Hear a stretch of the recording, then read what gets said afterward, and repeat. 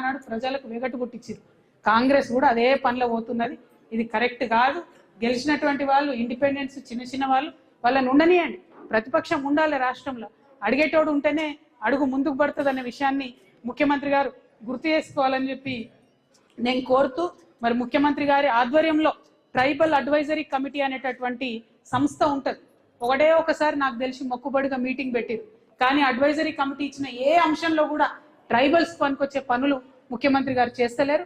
కాబట్టి దయచేసి ఏదైతే సేవాలాల్ గారు చూపించినటువంటి మార్గంలో మన ఆత్మగౌరవం కోసం, మన అభివృద్ధి కోసం, అన్నిటికన్నా ముఖ్యంగా మనం ఎటువంటి చెడు పనులు చేయకుండా సమాజానికి తొవ్వ చూపించాలనేటటువంటి సందేశం ఏదైతే సేవాలాల్ గారు ఇచ్చిండ్రో వారి యొక్క సందేశం బాగా సమాజంలో ముందుకు పోయే విధంగా ప్రభుత్వాలైనా మనమైనా కృషి చేయాలని చెప్పి కోరుకుంటూ, మరి సేవాలాల్ గారి జయంతిని జాగృతి ఆఫీస్లో చేయడం చాలా సంతోషం.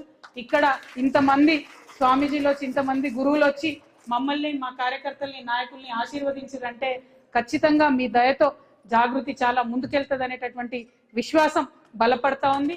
మేము కూడా ఎప్పుడు పేదల పక్షమే ఉంటాం, ప్రజల పక్షమే ఉంటాం, పారదర్శకంగా పనిచేస్తామని మీ అందరికీ తెలియజేసుకుంటూ మీ అందరి దగ్గర సెలవు తీసుకుంటున్నాను. Thank you. జై తెలంగాణ, జై సేవాలాల్. ఒక నిమిషం ఉండండి, ఒక నిమిషం. ఏమే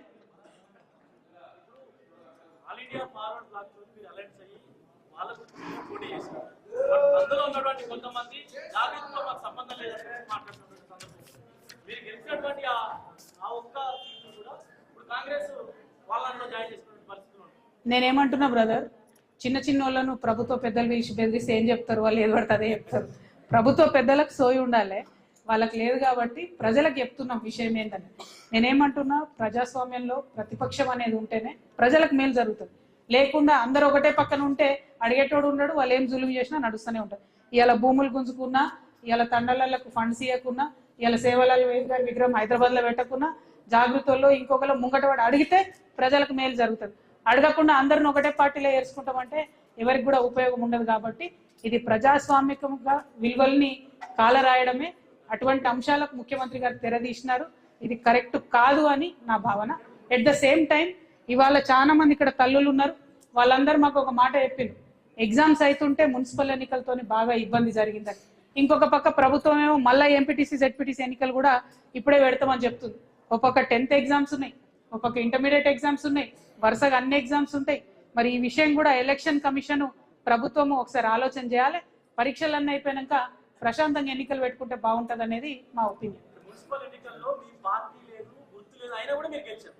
అది జాగృతి బలమైన ప్రత్యర్థిగా బయటకు వచ్చినట్టు తెలుస్తుంది. కానీ ఇప్పుడు రానున్నటువంటి జెడ్పీటీసీ ఎంపీటీసీ ఎన్నికల్లో అయినా పార్టీగా ముందుకు వస్తారా? మీ గుర్తు మీరు పోటీ చేస్తారా? నేనేమంటున్నా బ్రదర్, ప్రజల దయతోని జాగృతి ఒక ఆర్గనైజేషన్ గా ఆల్ ఇండియా ఫార్వర్డ్ బ్లాక్తో కలిసి పోటీ చేసినా కూడా మమ్మల్ని మంచిగా ఆశీర్వదించి దీవించారు. ఎంపీటీసీ జెడ్పీటీసీ ఎన్నికలలో కూడా మేము ఉంటాం, నిలబడతాం. మరి అది ఏ గుర్తుతోనన్నది నాకు ఇంకా తెలియదు. ఎలక్షన్ పనులు అవుతా ఉన్నాయి కాబట్టి అసలు పేపర్ వర్క్ లేట్ అవుతుంది, మీకు తెలుసు కదా నాకన్నా ఎక్కువ. కాబట్టి లేట్ అవుతుంది, ప్రకటిస్తాం. బట్ ఎనీవే, జాగృతి సంగతి పక్కన పెడితే పిల్లల సంగతి ఆలోచించాలి. ఇప్పుడు వరుసగా అన్ని పరీక్షలు ఉన్నాయి. ముఖ్యమంత్రి గారేమో ఆగమేఘాల మీద ఎన్నికలు పెట్టేటట్టు కనబడుతుంది. పరీక్షలు అయినాక పోటీ పెట్టుకుంటే బాగుంటుంది అనేది నా ఒపీనియన్. జై తెలంగాణ, జై సేవాలాల్.